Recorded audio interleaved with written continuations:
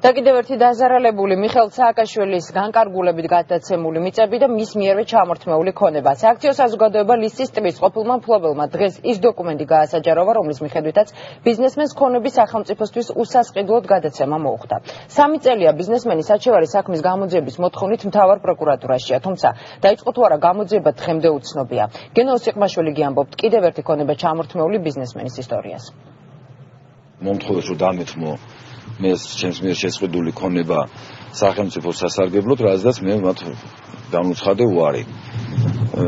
რომ იყვნენ ამის შემდეგ დაიწყო ის უბედურება ჩემ თავს, რომელიც იყო დღეში რამდენჯერმე ფინანსური პოლიციაში დაბარება, ზეწოლები. რამაზ ახვლედიანი ლისის ტბაზე 63 ჰექტარზე მეტ ფართობს 1999 წლიდან ფლობდა.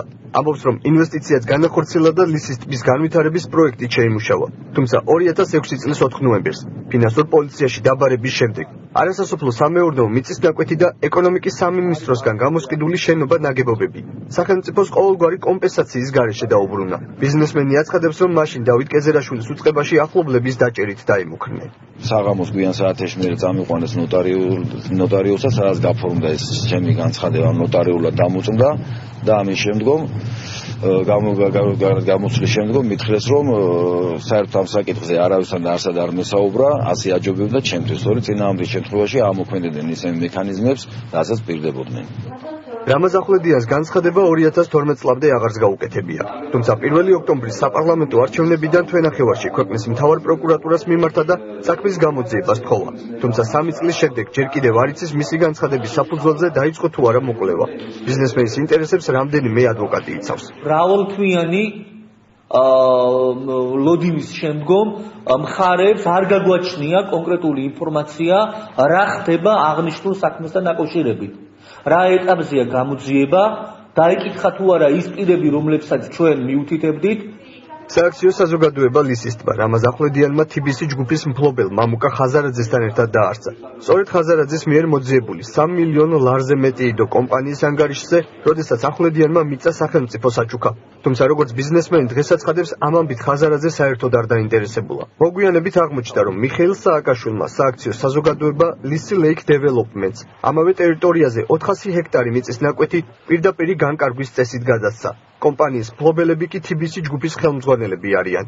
მან მიიღო კონკურსში თუ აუქციონში მონაწილეობა და შემდგომში მას გადაეცა პრეზიდენტის განკარგულებით მას არა კომპანია ლისი ლეიქ დეველოპმენტს აღნიშნული ტერიტორია და იგივე პროექტის განხორციელების მიზნით. ანუ საბოლოო ჯამში ჩვენ შეგვიძლია თავამად ვთქვათ, პროექტი განხორციელდა და ძალიან კარგია ქალაქისთვის ეს კეთდება, მაგრამ ვითარდება ცუდი ისაა, რომ ჩვენს გარეშე ვითარდება. ანუ მე აღარ მონაწილეობ მასში.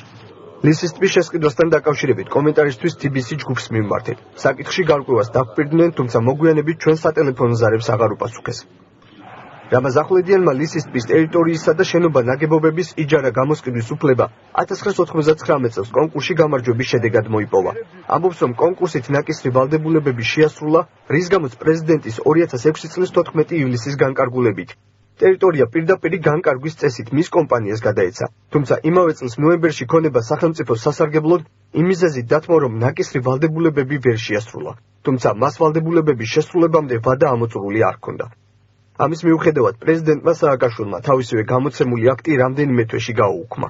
უნდა დაადგინოს პროკურატურამ. იქ იყვნენ კონკრეტული შემსრულებლები ფინანსურ პოლიციაში, როგორც ჩემი დაცვის ქვეშ მყოფისგან არის ჩემთვის ცნობილი, მაგრამ ისინი არ მოქმედებდნენ საკუთარი სახელით. ისინი ხელს იშლებდნენ მაღალი ინსტანციებისგან, ასე რომ ვთქვათ. და ზუსტად ეს არის ჩვენი ინტერესი, რომ პროკურატურამ გამოკვეთოს იმ პირთა წრე, ვისი უშუალო დავალებითაც მოქმედებდნენ და ვისი უშუალო ზეწოლით და დავალებითაც დაერღვა ბატონ რამაზის საკუთრების უფლება. ლისის ტბის გასხვისების თემაზე არის თუ არა გამოძიება დაწყებული, დღეს ამ თემაზე კომენტარისთვის მთავარ პროკურატურასაც მივმართეთ, თუმცა განმარტებები ვერც საგამოძიებო უწყებისგან მივიღეთ.